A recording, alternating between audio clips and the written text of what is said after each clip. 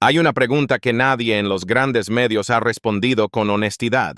Si Irán llevaba 20 años preparándose para este momento exacto, si tenía sistemas antiaéreos de fabricación rusa, misiles propios, radares en las montañas y una doctrina diseñada específicamente para resistir un ataque de Estados Unidos e Israel, ¿cómo llegaron hasta Teherán?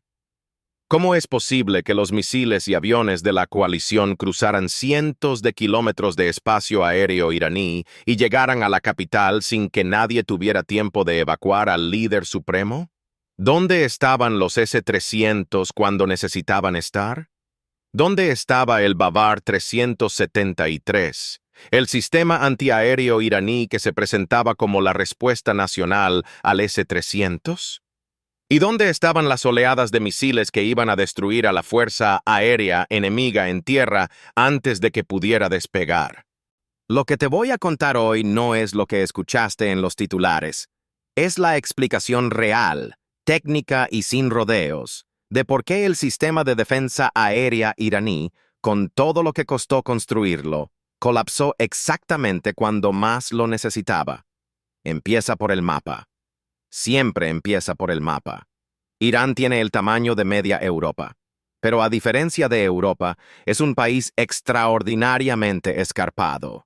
Picos que superan los 5.000 metros, cordilleras que se suceden en paralelo una detrás de otra, valles profundos entre montañas que forman exactamente el tipo de terreno que destruye la cobertura radar. Porque cuando colocas un radar en lo alto de una montaña iraní, lo que tienes delante no es una explanada plana que puedes vigilar. Lo que tienes es otra hilera de montañas, y detrás de esa, otra más. Que cada cordillera paralela crea lo que los especialistas llaman una zona ciega. Un corredor por donde los misiles y los cazas del enemigo pueden volar a baja altura y avanzar hacia el interior de Irán sin ser detectados por los radares de superficie.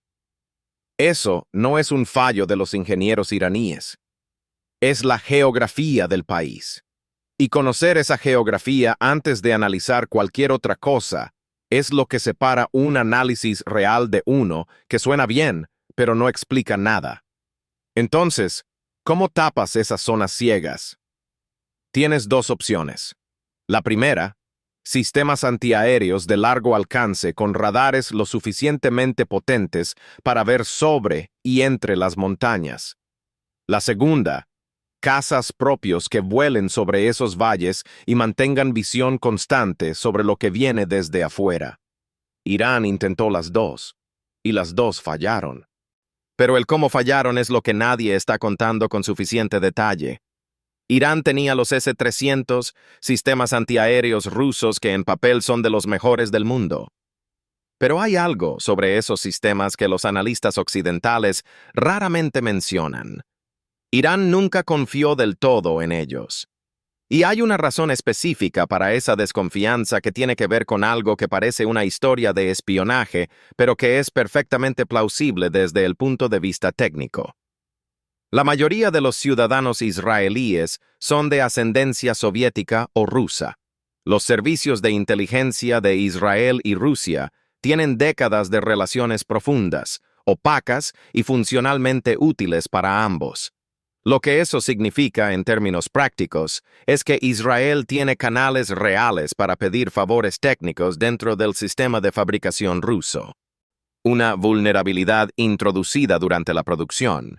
Un ingeniero con familia en Israel que acepta instalar algo durante el ensamblaje.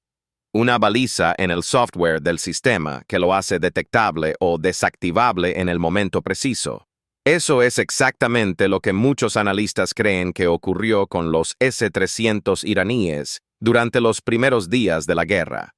Y la razón por la que Irán nunca confió del todo en los sistemas rusos y nunca los compró en cantidad suficiente es que sospechaban que esa puerta trasera existía. Entonces desarrollaron su propio sustituto, el Bavar 373, el equivalente iraní del S-300, diseñado desde cero para no depender de Rusia. Buena idea en teoría, catastrófica en la práctica.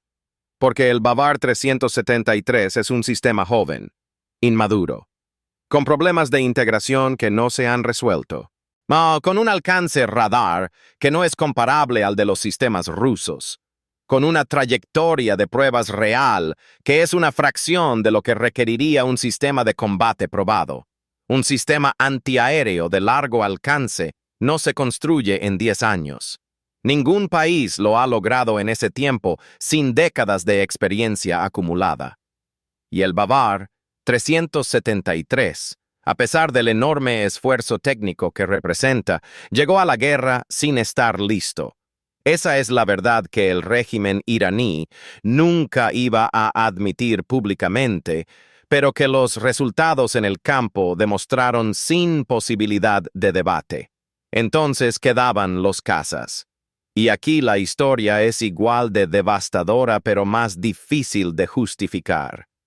La joya histórica de la aviación iraní era el F-14 Tomcat, un caza que en los años 70 tenía el mejor radar de combate del mundo, que podía rastrear múltiples objetivos simultáneos a distancias enormes, que era capaz de llenar exactamente esas zonas ciegas que la geografía iraní crea entre las baterías antiaéreas. Era el avión ideal para el problema concreto que Irán tiene con sus montañas. Pero hay un detalle que lo invalida completamente. Ese avión lleva más de 40 años sin mantenimiento serio. Las piezas de repuesto no existen desde que Estados Unidos impuso sanciones. Lo que vuela hoy en la Fuerza Aérea iraní son Tomcats mantenidos con ingenio, con piezas fabricadas localmente, con soluciones creativas que no tienen ningún equivalente en la aviación de combate moderna. Son piezas de museo que vuelan. No son aviones de guerra del siglo XXI. Irán compró entre 12 y 24 cazas Su-35 rusos, un avión moderno con prestaciones reales. Pero 12 aviones, o incluso 24, no cubren el espacio aéreo de un país del tamaño de media Europa. Eso no es un error de cálculo. Es el resultado directo de la restricción más brutal de toda la historia militar iraní: el presupuesto de defensa. Aquí está el dato que explica absolutamente todo lo que falló. Irán tiene un presupuesto de defensa anual estimado en $10,000 millones. La mitad exacta del presupuesto de defensa de España. Con ese dinero, Irán mantiene 4 veces más soldados que España, en un territorio 20 veces más extenso. Y además financia una industria de defensa que ha logrado cosas que países con 10 veces su presupuesto no han conseguido. Porque ahí está la paradoja que nadie menciona. Con esos $10,000 millones anuales, Irán ha construido el arsenal de misiles balísticos más impresionante del mundo fuera de las grandes potencias. Misiles supersónicos maniobrables capaces de cambiar de trayectoria a alta velocidad para burlar los sistemas de intercepción. El Khorramshahr 4, con una cabeza de racimo que lanza decenas de submuniciones a 10 kilómetros de altura, haciendo prácticamente imposible la intercepción en fase terminal. Una familia de drones de largo alcance que Irán no solo desarrolló, sino que literalmente enseñó a Rusia a fabricar, transfiriendo tecnología en dirección contraria a lo que el mundo esperaba. Eso, con un presupuesto de $10,000 millones anuales, es un logro sin precedentes en la historia de la industria de defensa moderna. Pero cada decisión tiene un coste de oportunidad. Y el coste de apostar todo al arsenal misilístico y a los drones fue haber dejado sin recursos suficientes precisamente lo que más se necesitaba para proteger ese arsenal: los sistemas antiaéreos de largo alcance basados en radar.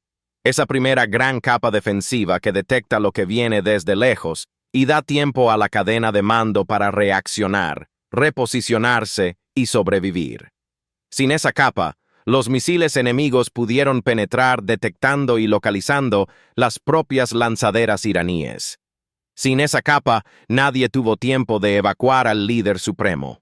Y la doctrina de guerra mosaico Esa idea brillante de dividir el país en 30 regiones defensivas independientes, capaces de combatir sin necesidad de coordinación central, que nació precisamente del análisis realista de que Irán nunca podría defender la totalidad de su espacio aéreo contra Estados Unidos. Esa doctrina correcta en su diagnóstico fue insuficientemente financiada en su ejecución. Las teselas del mosaico existían, pero les faltó el cemento que las sostiene. Lo que sí funcionó, y esto es importante para entender el cuadro completo, fueron los sistemas antiaéreos de alcance medio basados en óptica e infrarrojo. El sistema 358, por ejemplo, demostró en la práctica que una tecnología más simple y más barata puede ser devastadoramente efectiva en su nicho. Hay confirmaciones de que Irán acertó a un F-35 con este tipo de sistemas. Estuvo a punto de derribar un F-15. Y entre Yemen e Irán juntos, se cobraron alrededor de 50 drones Reaper y Hermes a lo largo del conflicto. Lo que funciona con cámara, con sensor óptico o infrarrojo, funcionó. Lo que falla es el largo alcance radar. Dos capas que no estaban. Dos capas que permitieron la penetración. Pero hay un elemento más que completa el cuadro y que conecta todo lo que acabas de escuchar con el momento exacto en que Jamenei quedó expuesto. La doctrina del mosaico de guerra asumía que el mando central podía caer, que era inevitable, y que por eso cada región debía poder combatir sola. Eso era realista. Pero lo que esa doctrina no contempló suficientemente es que el propio proceso de evacuar al líder supremo ante un ataque inminente depende de esa primera capa de detección temprana que falló. Sin sistemas radar de largo alcance funcionando, la ventana de tiempo para detectar la amenaza entrante se redujo a minutos. Y minutos no son suficientes para mover a la figura más protegida del régimen desde el centro de Teherán hasta un refugio seguro cuando los misiles ya están sobre las montañas interiores. Eso es lo que nadie te contó. No fue solo un fallo técnico. Fue la consecuencia directa de una cadena de decisiones de presupuesto tomadas 20 años antes. Y esto tiene una lección directa para México, para Colombia, para Argentina, para cualquier país de América Latina, que enfrenta la pregunta de cómo asignar presupuestos de defensa limitados en un entorno de amenazas crecientes y diversificadas. La lección iraní es brutalmente clara. Si tienes presupuesto limitado y quieres ser relevante militarmente, tienes que elegir. Tienes que renunciar de manera consciente y radical a todo lo que no puedas hacer bien, para hacer una o dos cosas en un nivel de excelencia real. Irán eligió los misiles y los drones, y en eso superó a países con 10 veces su presupuesto. Pero no renunció lo suficiente a lo demás. Mantuvo flotas de tanques de los años 70, helicópteros obsoletos, una armada de superficie limitada, casas que son piezas de museo. Y ese intento de mantener todas las capacidades con un presupuesto que solo alcanza para una, lo pagó cuando más importaba. ¿Crees que los países de América Latina están sacando esa lección del conflicto iraní? ¿O siguen apostando por tener de todo a nivel mediocre en lugar de ser excelentes en algo concreto? Escríbelo en los comentarios. Y si este nivel de análisis es lo que buscas, ya sabes que esto no lo vas a encontrar en ningún otro lugar en español con esta profundidad. Suscríbete y activa la campanita. Aquí estamos para los que quieren entender de verdad lo que está pasando.